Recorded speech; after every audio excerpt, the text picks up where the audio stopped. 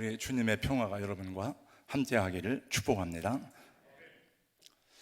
사막에서 이렇게 기도를 열심히 하던 한 수도사가 스승에게 찾아와서 말했습니다. 스승님, 기도하면서 드디어 제 모든 욕심을 다 버렸습니다. 제 욕망도 다 버렸습니다. 내 자아는 다 죽었습니다. 스승이 말했습니다. 너는 죽었는지 몰라도 사탄은 안 죽었다. 너를 끝까지 시험할 것이니 조심하거라. 이런 말을 했다고 합니다. 성령은 오늘도 우리에게 말씀합니다. 근신하라, 깨어라.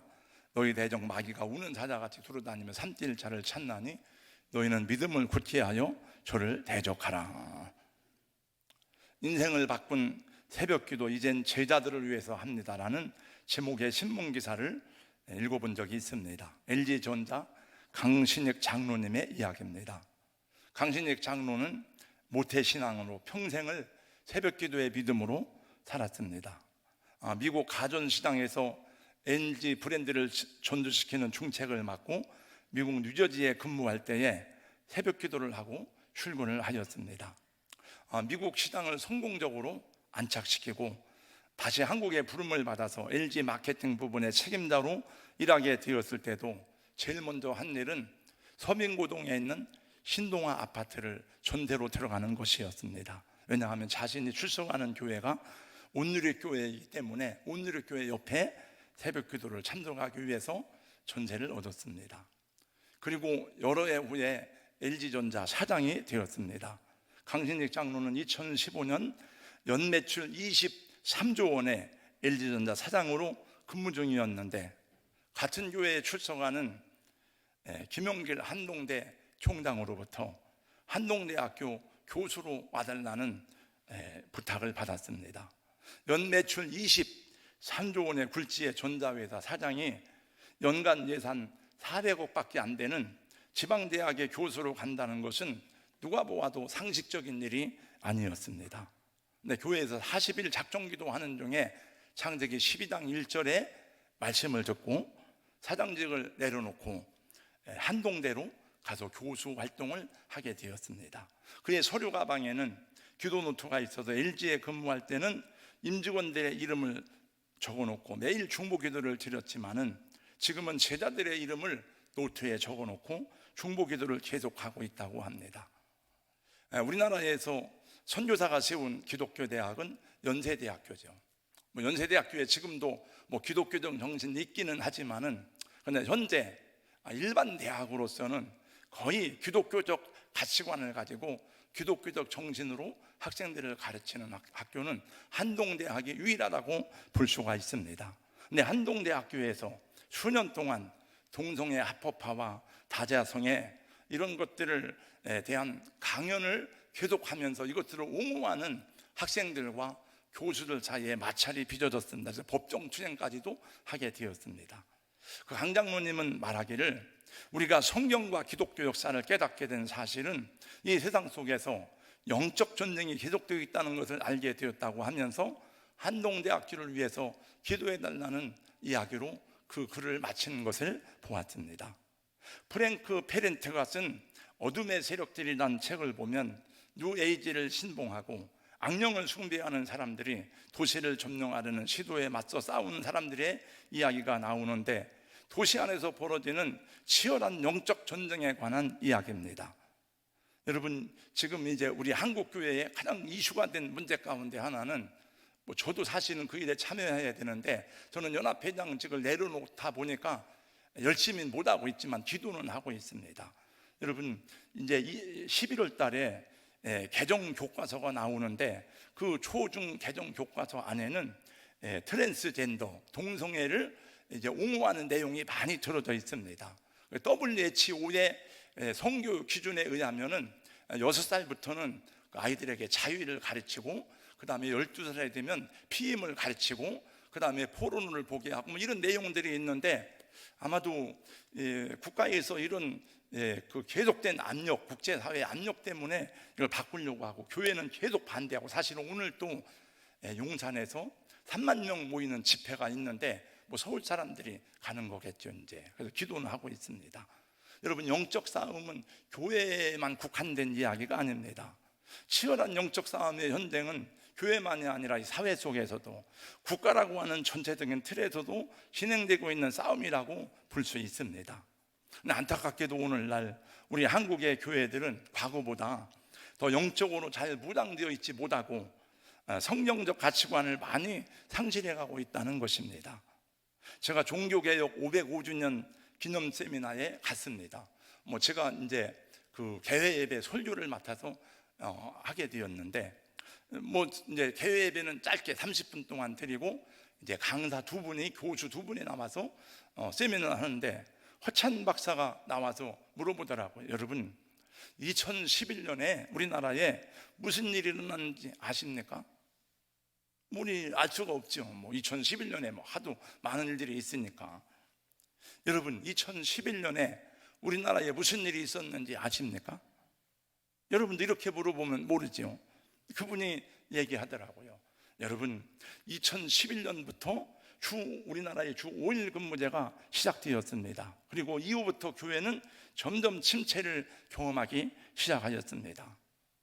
여러분, 코로나 때문에 교회가 침체된 것이 아니고, 사실은 코로나 이전부터 한국 교회는 이미 정체를 경험하고 있었다는 것입니다. 사실은 저는 통계를 다 내잖아요. 여러분들이 누가 주일날 나오고 안 나오고 오후 예배 다 통계를 내요. 예배일지를 다 기록하고 하는데, 여러분, 우리 교회에 가장 사람이 많이 모일 때가 언제인지 아세요? 2013년, 2014년이더라고요. 그리고 점점 가면서, 사실은 여기 코로나 말고 뛰어앉기를 하는데도 언젠가 한번 제 친구 목사님인 전한용 목사님이 왔다가 깜짝 놀랐어요. 앉을 자리가 없는 거예요. 막 자기가 이리저리 앉을 자리를 찾는 거예요. 그때는 다 붙어 앉았으니까. 그래도 근데 점점 그 전도되는 인원이 줄기 시작해서, 그래서 제가 사실은 코로나 오기 전 2020년에 제가 일주일 금식을 했습니다. 새해가 시작되면서 내가 이렇게 목회하면 안 되겠다. 정말 헌신적인 각오로 다시 새롭게 하든지 아니면 그만두든지 해야 되겠다. 그리고 사실은 일주일 제가 금식을 했습니다. 근데 그 1월 달부터, 그 전년도 12월 달부터 이 코로나가 이야기가 돌면서 1월 달, 2월 달부터 이제 막 교회에도 여러 가지 예배에 대한 어려움이 왔어요.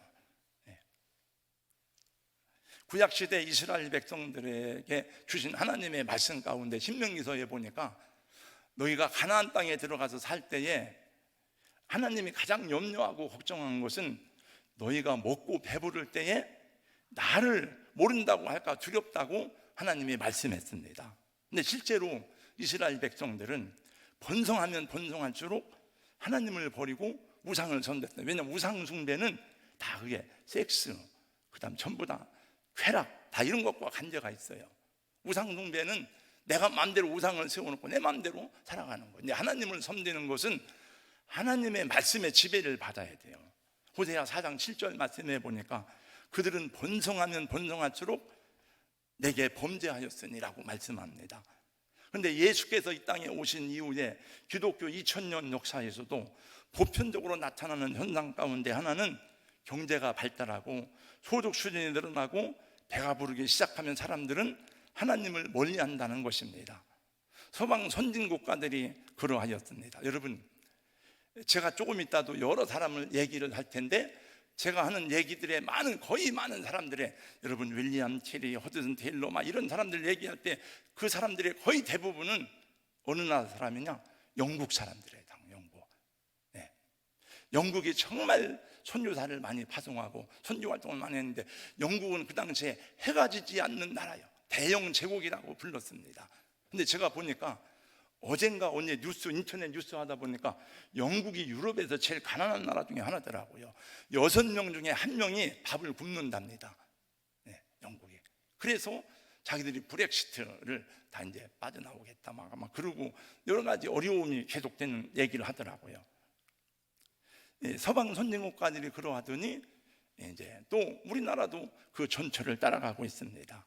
그러니까 코로나 때문에 교회가 어려움을 당하고 부흥이 일어나지 않는 것만은 아닙니다. 이미 코로나 이전부터 한국 교회는 영적인 침체기를 겪기 시작했다는 것입니다. 여러분, 제가 저 예수 믿기 전의 얘기입니다. 제가 1970년대 초에 74년도에 빌리그리암 전도 집회할 때에 저희 누님 손에 의해서 억지로 끌려갔던 적이 있어요. 여의도 광장에. 그 넓은 여의도 광장, 여기서 보면 끝이 안 보여요. 여의도 광장은 100만 명, 150만 명이 매주일마다 매일마다 모였어요. 근데 제가 마포대교에 보니까, 제가 이제 마포에 살았거든요. 대학생들이 다 띠를 띠고 다 전도를 하는 거예요. 그렇게 열심히 대학생들이 전도를 하더라고요. 지금은 안 모입니다, 여러분. 그때 막 뜨거웠고, 제가 교회를 개척했더니 어른들은 없지만 애들이 막 오는 거예요. 전도를 안 해도 애들이 오는 거예요. 여기 다 이 사람들 아니에요. 다 교회로 오는 거예요. 지금은 교회 어린아이 한 명이 얼마나 귀한지 몰라, 정말. 네. 여러분, 한국 교회의 80%가 교회 학교가 없는 교회랍니다. 없어요, 지금. 왜? 배가 부르니까 안 오는 거예요. 네.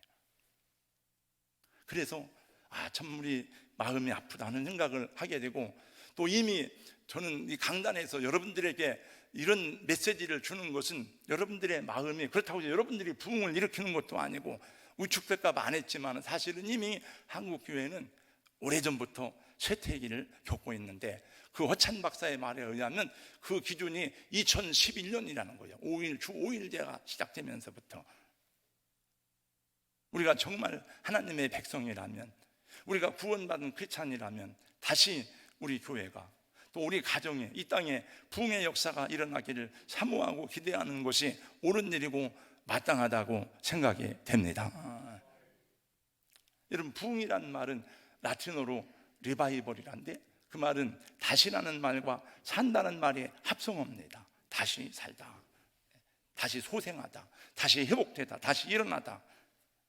물론 부흥이라는 말을, 사람이 많이 모이는 것을 부흥이라고 말하기도 하지만은, 원래 그것은 부흥의 결과이지 사람이 많이 모이는 것을 수단으로 하는 게 아니에요. 부흥이라는 것은 교회의 목표를 달성하기 위한 수단이 아닙니다. 물론 부흥이 있을 때 사람들이 죄를 회개하고 하나님께 돌아오는 역사가 더 많아지는 것은 사실입니다. 그러나 그것은 부흥의 결과입니다. 참된 영적 부흥은 이전보다 더 주님을 사랑하는 것이고, 더 말씀을 사모하는 것이고, 영혼을 사랑하고 천국과 지옥에 대한 확신을 가지고 한 영혼을 귀하게 여기고, 그리고 죄를 버리고 거듭난 세상관로의 삶을 살아가는 것이에요. 그럼 그 사회가 죄가 종화되고 죄가 아무래도 덜해지겠죠. 저는 어젯밤에 저는 어제는 몰랐어요. 아침 새벽에 일어나서 알았습니다만은, 어젯밤에 일어났던 그 사건도 우연이 아니라고 생각합니다. 저는 사실 이런 일이 있기 전에 제가 크리스찬 신문이나 기독교 신문을 보면서, 국민일보를 보면서, 이 종교개혁, 원래 종교개혁 기념일이 10월 31일이에요. 우리 마지막 주에는 종교개혁 기념일로 지키는데, 근데 이날을 이상하게 그 켈트족이 갖고 있는 귀신 쫓아내고 막 귀신 받아들이고 하는 그 할로윈데이로 다 바뀌었어요. 제가 언젠가 캐나다 갔을 때도 막 호박이나 이런 거 다 할로윈데이 축제를 다 하느라고, 미국도 그렇고, 그러더니 우리나라에도 그 할로윈 축제를 한다고 그렇게 사람들이 막 모여가지고 그러는데, 그건 잘못된 것입니다, 여러분. 우리 부흥이 일어날 때에 여러분, 우리 삶에 희망이 생기고 의욕이 생기고, 또 부흥이 일어날 때 여러분, 가정이 회복되고 하나님 앞에 돌아오는 은혜가, 역사가 있게 되는 줄로 믿습니다. 여러분, 우리 가정의 남편들이 돌아오고, 안 믿는 사람들이 돌아오고, 자녀들이 돌아오고, 그건 하나님의 행하시는 부흥의 역사입니다. 또 우리들에게 그런 마음을 주셔서 우리로 하여금 그렇게 일하도록 하시는 거죠. 하박국 선지자는 사모하는 마음으로 이렇게 기도했습니다. 여호와여, 주는 주의 일을 이 수년 내에 부흥케 하옵소서. 오늘 이 세대는 다시 영적 부흥이 필요한 시대인데, 그게 쉬운 건 아니에요. 왜냐하면 이미 우리나라는 한번 큰 부흥의 시대가 지나갔어요. 그러기 배가 부르기 때문에 사람들은 배가 부르면 움직이지 않습니다. 다 자기 중심이 되고 자기 욕망을 위해 살아가는 거예요. 전부가 다 관심이 돈, 주택, 쾌락 이런 데 다 있지 하나님 나라 이런 데 열심이 없어요. 이스라엘 백성도 마찬가지입니다. 근데 우리 심령이 부흥이 되고 우리 심령이 새롭게 될 때 여러분 가정에도 기쁨이 임하게 되고 우리 교회의 감사와 감격의 역사들을 충만하게 경험하는 은혜가 이루어지게 되는 것입니다. 여러분 영적 부흥이 없는데 제가 이 교회를 섬기고 이끌어가는 것이 얼마나 힘들겠습니까? 정말 힘든 일이에요. 그거는 우리 가운데 부흥이 없는데 심령의 회복 부흥이 없는데 여러분들을 이끌고 한다는 것은 정말 힘든 일이에요. 힘든 일.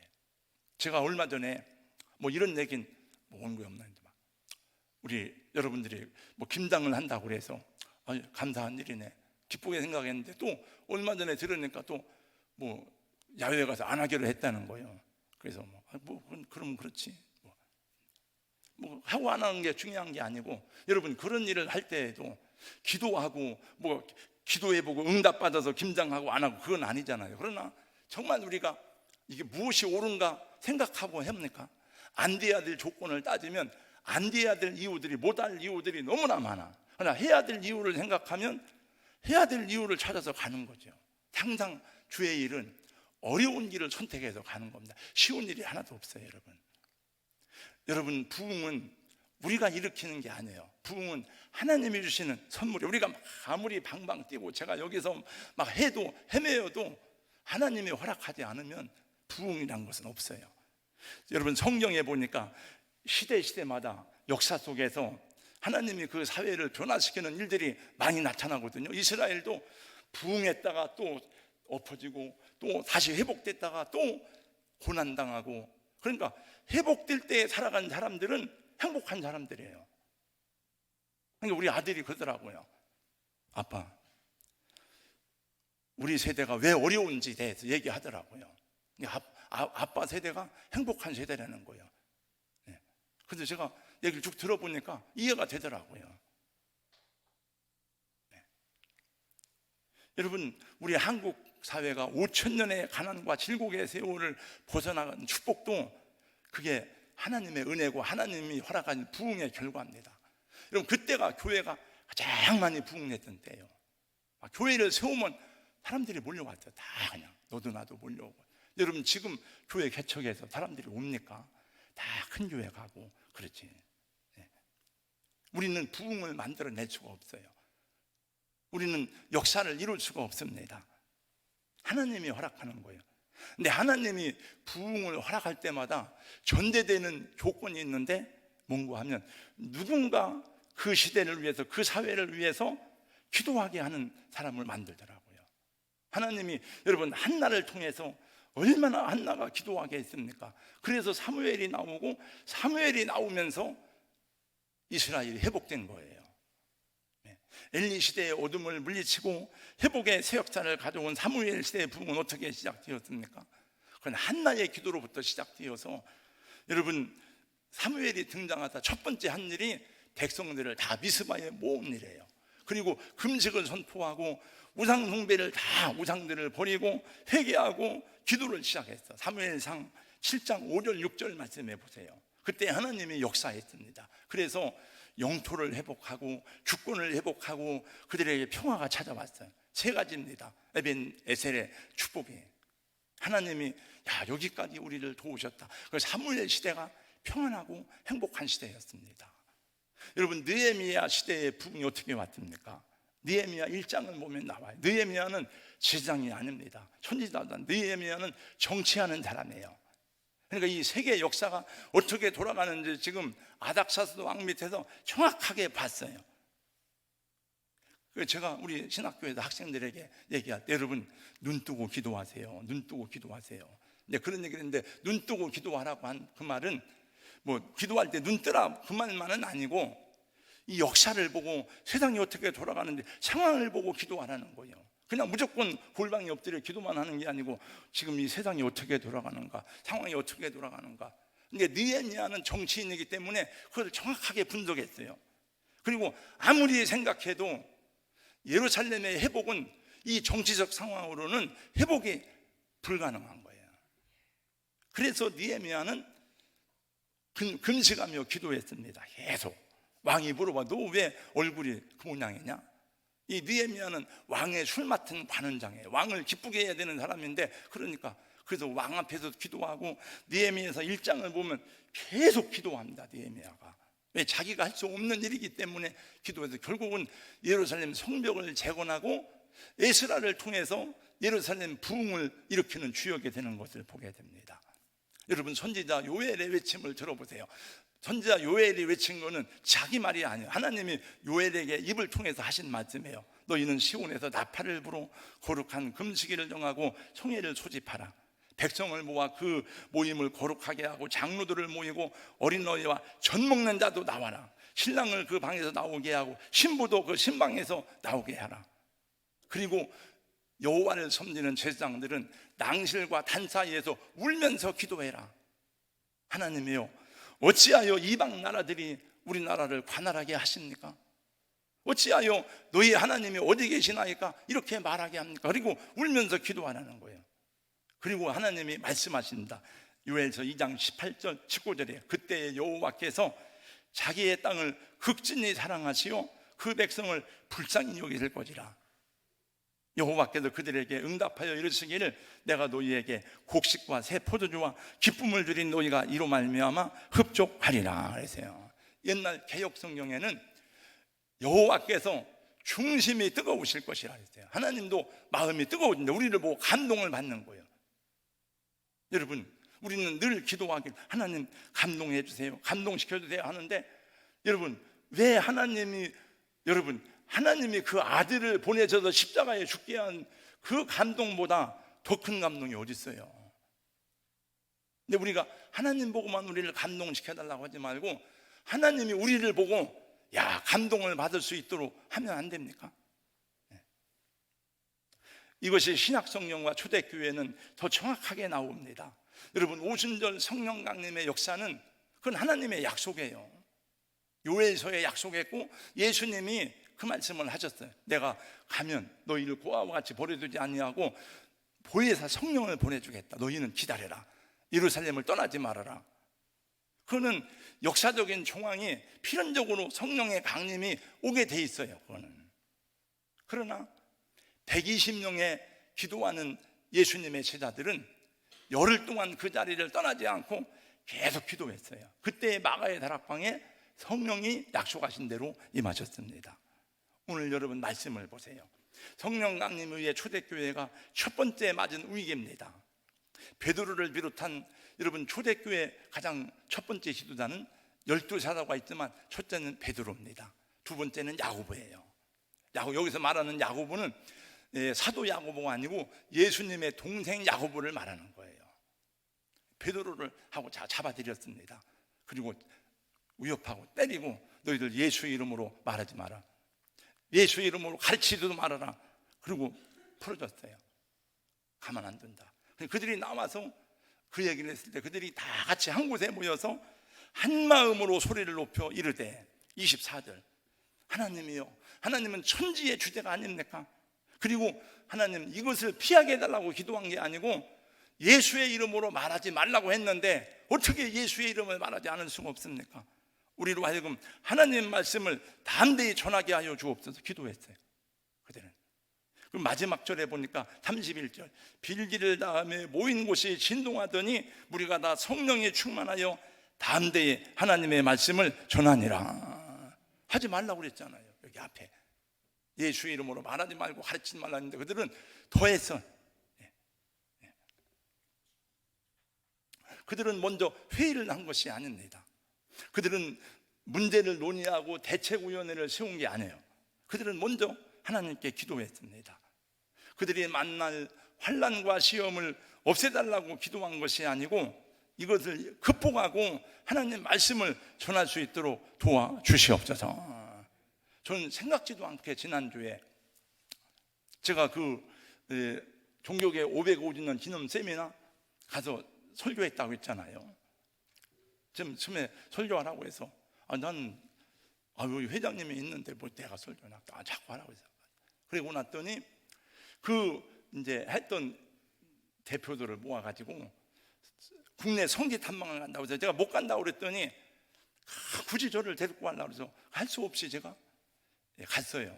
문중영 전도사님 증도에 있는데, 그 증도에 간 지가 몇 번 됐었는데, 그때는 문중영 전도사님 기념관이 없었는데, 보니까 이 문중영 전도사님 기념관이 생겼는데, 그 영상을 봤는데, 저는 오래전에 김준곤 목사님이 쓴 책을 통해서 문중영 전도사님에 대한 그 내용을 듣고, 한국에 이런 분이 왜 안 알려주나? 주기철 목사님, 손영원 목사님은 다 알려줬는데 어떻게 문중영 전도사를 모르는가? 그분은 성결교 출신이에요. 그래서 누가 그러더라고요. 만약에 문중영 전도사님이 장로교회 전도사였더라면 벌써 한국교회 유명한 분이 됐을 텐데, 지금은 이제 다 알려졌지만은 그분은 고무신이 막 그냥 열 켤레가 닳고 닳도록 다니면서 다 장질부사 걸린 사람들, 남들은 피해서 하는데 닦아주고 해서 결국은 6.25 때 목포로 잡혀갔어요, 임능군한테. 근데 국군들이 들어오면서 했는데, 풀려나가지고 했는데, 자기는 이성복 목사님이 가지 말라고 하는데 우리 성도들이 거기 있는데 내가 안 가면 성도들이 다 죽는데 어떻게 했냐, 그래가지고 거기 와서 결국은 죽창으로 찔려가지고 순교해서 죽었더라고요. 물론 다 아는 얘기지만 다시 그걸 쭉 보는데, 기념관 가서 그분을 위한 시를 쭉 쓴 거를 보니까, 제가 요즘 말씀 샤우팅에 올리는 내용이 그 사진 찍은 겁니다. 거기 가서 가슴이 또 이렇게 먹먹하더라고요. 여러분, 이 사람들의 근심과 걱정과 두려움은 기도로 변했습니다. 우리도 그런 찬양을 하잖아요. 그 두려움이 변하여 내 기도 되었고, 전날의 한숨 변하여 내 노래 되었네. 저는 여러분과 함께 교회를 개척하고 교회를 세워온 지난 30여 년의 세월을 보내면서 뭐 기쁘고 행복한 일이 많았지만은 또 어려운 일도 있었지요.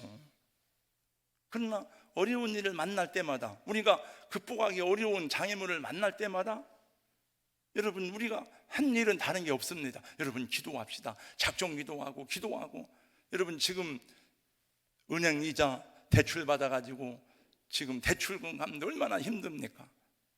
이자가 뭐 2.5% 하던 이자다 3%, 4% 하더니 5%, 6% 올라가고, 뭐 앞으로 뭐 7%까지 8%까지 올라간다고 그러는데 이게 얼마나 큰 걱정이에요. 그러나 저는 이자 8%는 아무것도 아니에요. 여러분, 그 당시에는 우리가 이 교회 처음에 97년에 교회 입당 건축할 때는요, 교회에는 돈도 안 빌려줬어요. 은행에서 상호신용에서 빌릴 때에 17% 이자로 빌렸어요.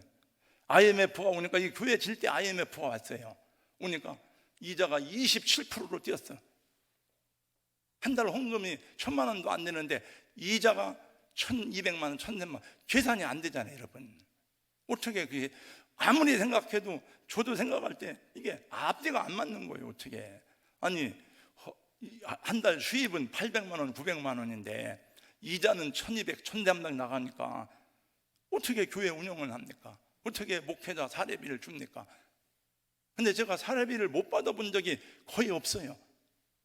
어떻게 지나갔는지 모르지만 제가 여러분들에게, 여러분 큰일 났습니다, 돈 좀 가주세요, 돈 좀 빌려오세요, 그런 적 있습니까? 거의 저는 그런 말 할 줄도 모르고 해본 적이 없어요. 그러나 여러분, 기도합시다. 열심히 기도한 것밖에 없어요. 그리고 세월 지나가 보니까 다 그냥 해결됐어요. 이렇게. 여러분, 역사 속에 위대하게 쓰임받은 사람들은 한결같이 다 기도의 사람들입니다. 영국 복음주의의 지도자 찰스 시몬, 하루 4시간씩 기도하고, 기도운동으로 영국 사회에 변화를 주도한 존 웨슬리, 매일 새벽 4시에 일어나서 2시간씩 기도했습니다. 이 존 웨슬리가 말하기를,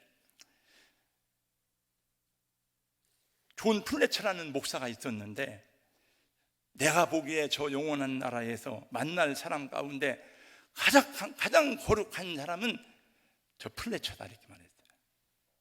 그리고 그를 찬사했어요. 근데 그는 기도의 호흡으로 방벽을 물들였습니다. 밤을 새워 기도하는 일이 그 사역 가운데 한 부분이었다고 합니다. 모르겠어요. 제가 이제 이번 주에도 시골 교회 어디 가서 목사님 만났더니 걱정을 하더라고요. 근데 그분 은퇴할 때가 됐는데 다 오는 사람 얘기를 들어보니까 다 사례비 따지고 못 따지고 하는데, 그러니까 우리는 또 다음 세대를 볼 때 그렇게 해가지고 되겠네 생각하겠지만 또 감당할 수 있는 힘을 주겠죠. 그런데 제가 예수 안 믿을 때요, 우리 가족들은 예수 믿을 때인데 저희 부모님이 성산교회를 다녔어요. 저희 아버지가 그때 돌아가셨는데 제가 듣기로는 그 성산교회 정목사님은 저녁에 제단에 엎드리면 새벽 기도할 때 무릎 꿇고 있다는 거예요. 근데 저희 어머니가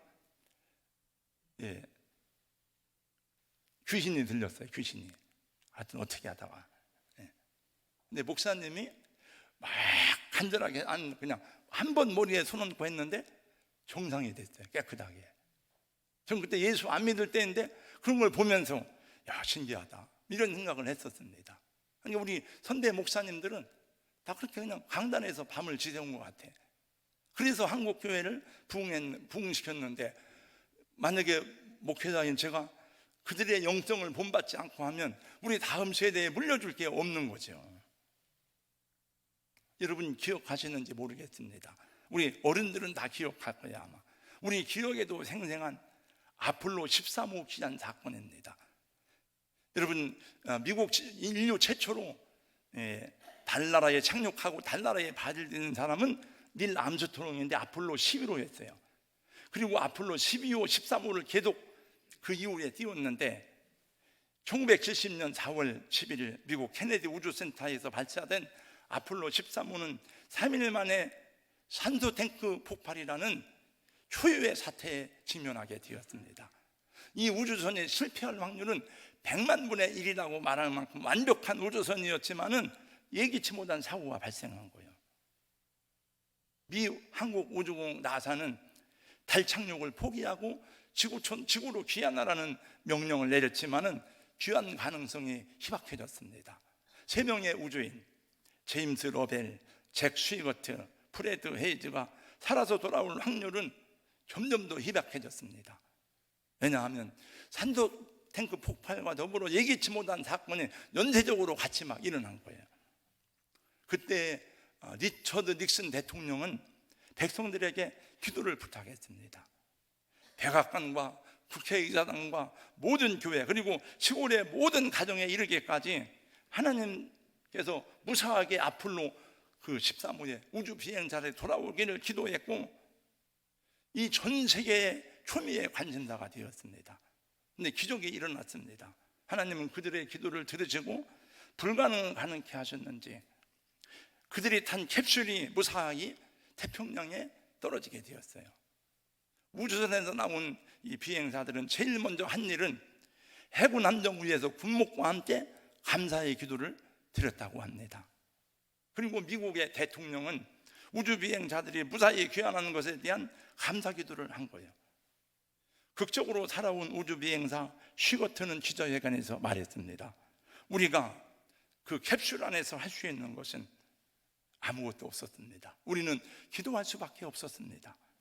우리를 위해 전 미국인들이 기도해 주신 덕택으로 우리가 살아서 돌아올 수가 있었습니다 라고 고백했습니다.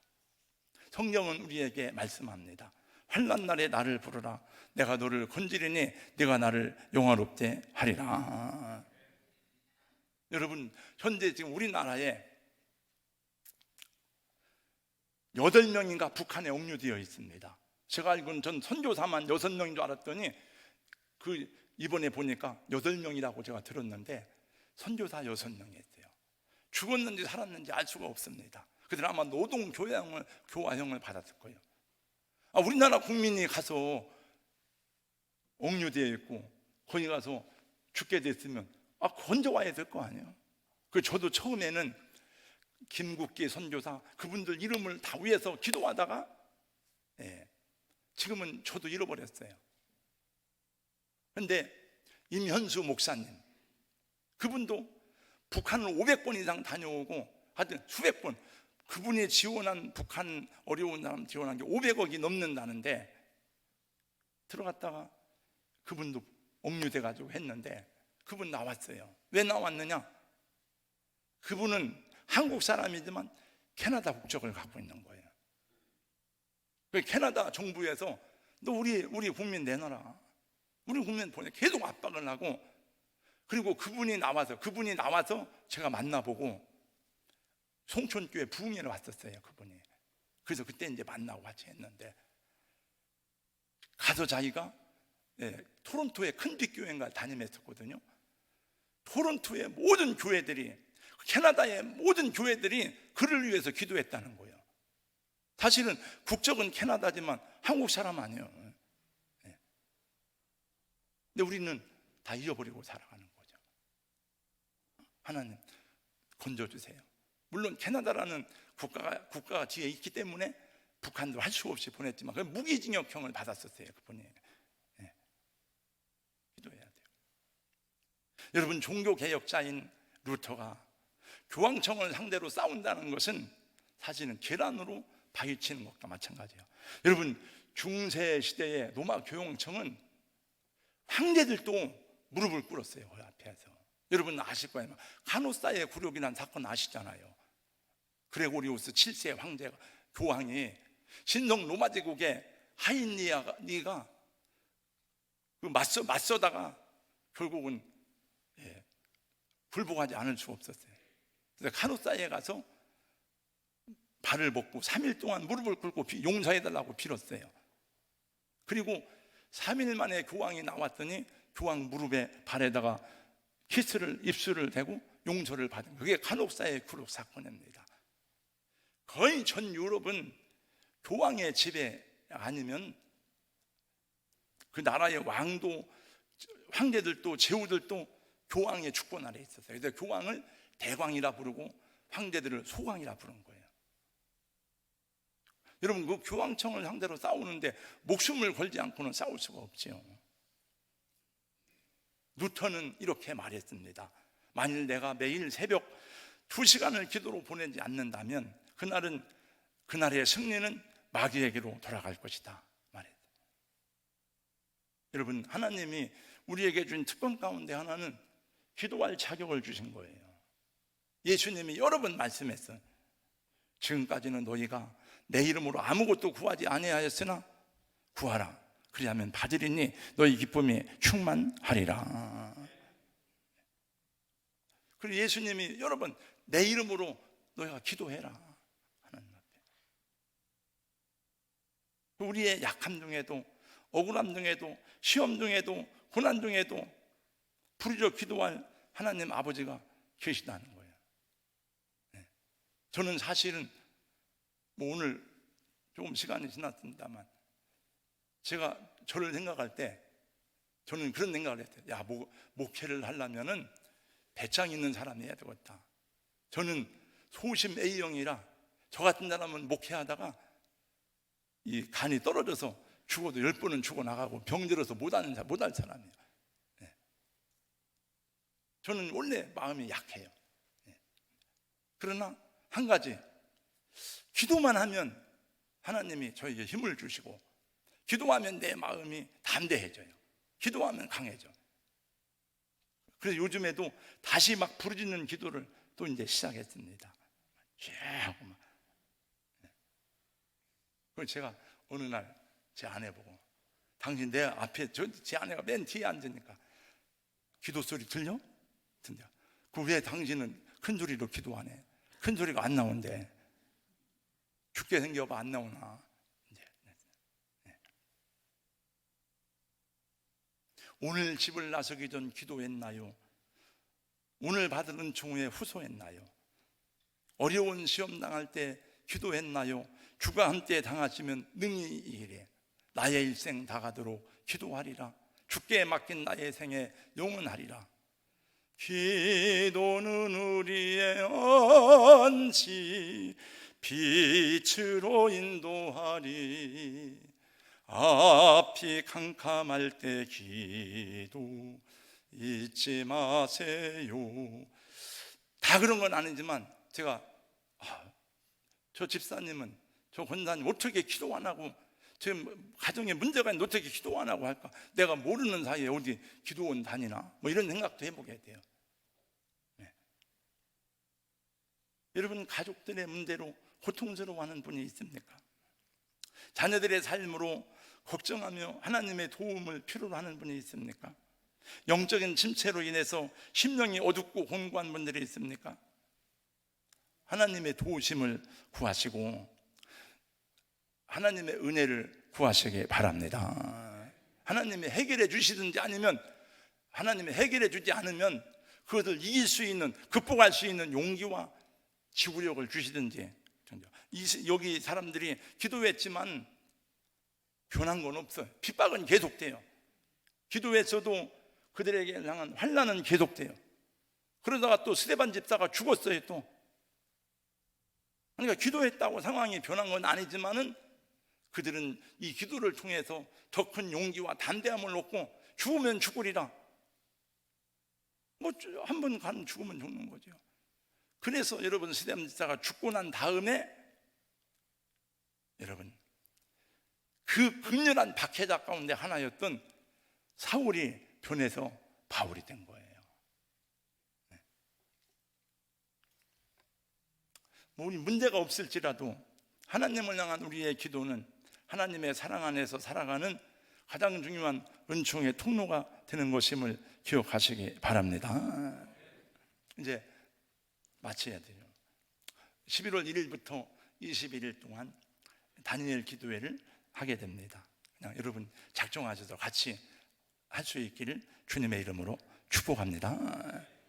우리가 누구의 잘못을 지적하고 비판하는 건 어려운 게 아니에요.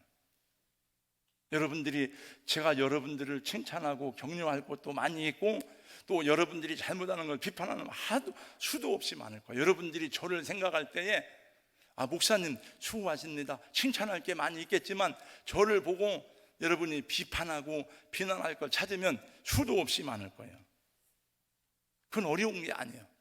남의 이야기를 하는 건 어려운 건 아니지만, 우리가 다니는 자녀들의 학교 선생님을 비판하는 것은 하나도 어려운 일이 아니에요. 누구나 다 할 수 있어요. 목회자의 목회 행정을 비판하는 건 다 할 수 있어요. 누구나. 여러분들이 더 잘 볼 수도 있어요. 그러나 여러분은 그 사람을 위해서 기도해 보셨습니까? 여러분은 여러분이 비판하는 건 나와 관계가 있으니까 하겠죠. 그 사람을 위해서 기도해 보셨습니까? 우리 목사님의 목회를 위해서, 목사님의 설교를 위해서 기도해 보셨습니까? 설교가 귀에 안 들어, 은혜가 안 되는 분들은 한번 기도해 보세요. 하루에 10분씩이라도 하나님, 우리 목사님이 설교를 잘하게 해주세요. 은혜가 안 된다. 기도하면 여러분 들리는 메시지가 다를 수 있어요. 왜 우리가 그들을 위해서 기도해야 되는가 하면, 그들의 결정과 그들의 행위가 나와 중요한 관계가 있기 때문에 그런 것입니다. 그런데 기도하는 것이 우선돼야 돼요. 여러분, 무너진 기도의 재단을 수축하고 잃어버린 전도의 사명을 회복하고 악한 마귀가 개선가를 부르지 못하도록 영적으로 보장하고 하나님의 함께 하시는 것을 경험하는 기도의 공동체가 될 수 있기를 주님의 이름으로 권면합니다.